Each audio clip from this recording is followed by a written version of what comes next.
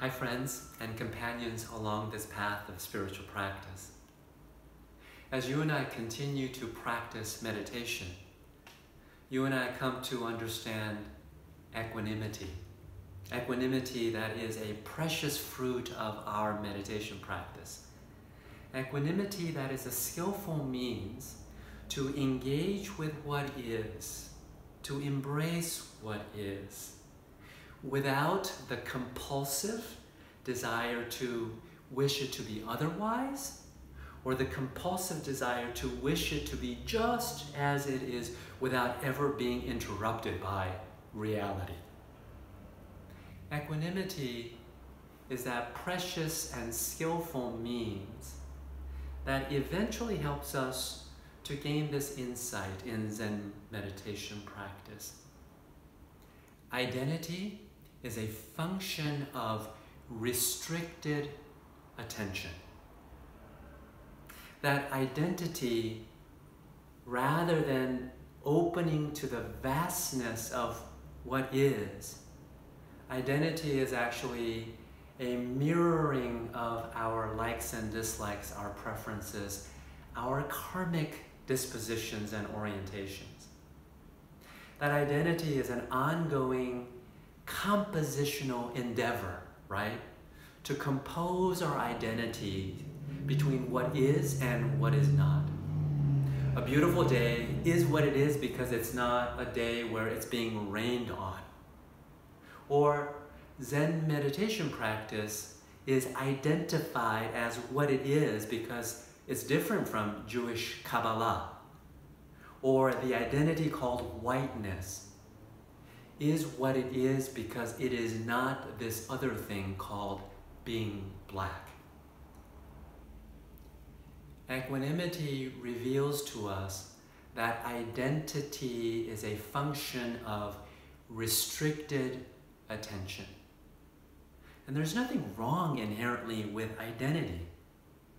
But equanimity serves as a reminder that all identities are momentary restrictions.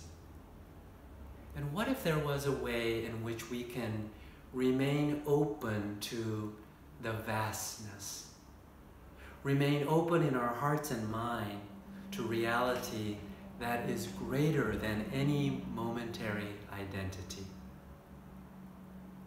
If I apply this restricted attention called identity to freedom, something interesting emerges. Many people would identify freedom as that state of being, that condition of being where we are liberated from constraints. Liberated so that we can go about shopping all the choices that we want to have. We want options. And so for many people, choice becomes synonymous with freedom. Until, of course, you're confronted with 101 options of cereal brands, and then all of a sudden we don't feel so free anymore. We identify freedom as a state of being so that even with spiritual practice, we hope to enter into that blissful state of being where we will no longer be bothered by mortality, our bodies, illnesses, anxieties, worries, other people that we choose to be free from. But in all of these definitions that identify freedom is freedom as a noun, freedom as a condition, a state of being where we're liberated, we're not encumbered by these things that we don't like. But what if equanimity and lingering with freedom reveals to us that there is no such thing called freedom as a noun, as a state of being? What if equanimity reveals to us freedom only as an adverb, as a qualifier, not as some autonomous separate island where we're free from all the things that constrain us, but that freedom is an adverb so that we might more freely remain in relationships, even relationships that are difficult and trying.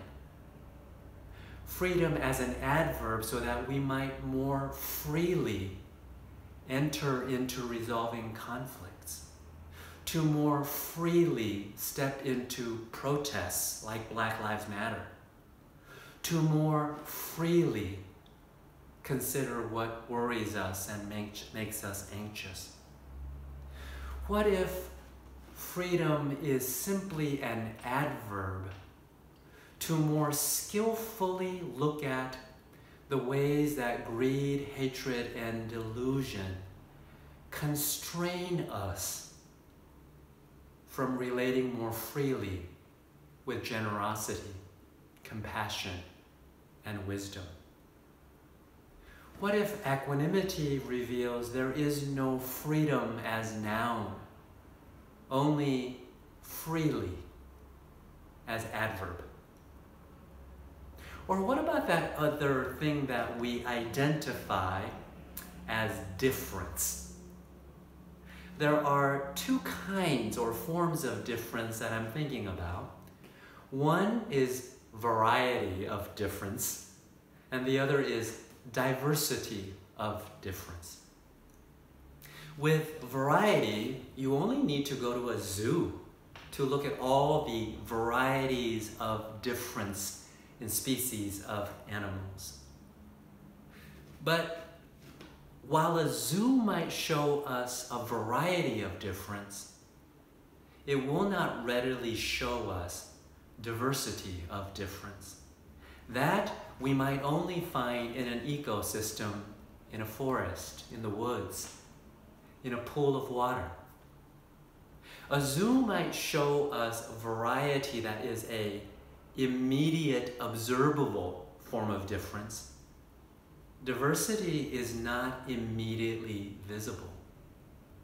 You can go to a zoo and see right away the varieties of different animals. But diversity requires moments across time so that you begin to see how difference is at work in that ecosystem.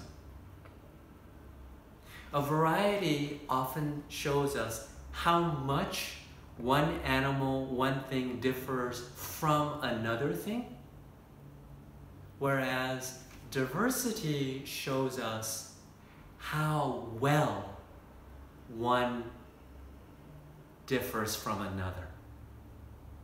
Variety shows us quantitative approach.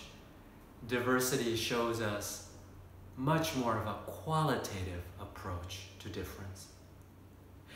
To satisfy variety of difference, colleges and universities simply meet a quota. 15% of students of color. But just having 15% students of color does not in any way guarantee the diversity of how well those students interact with one another. As we stay with diversity and variety, or as we stay with what we mean by freedom, or to act more freely, equanimity is that precious fruit of our meditation practice that allows us to open our hearts and minds to stay with what is, beyond the boundaries of what our identities would put upon it, to begin to experience what is in a greater vastness, in a greater story than we have yet to tell. And so, friends, we continue to practice with this skillful means called equanimity.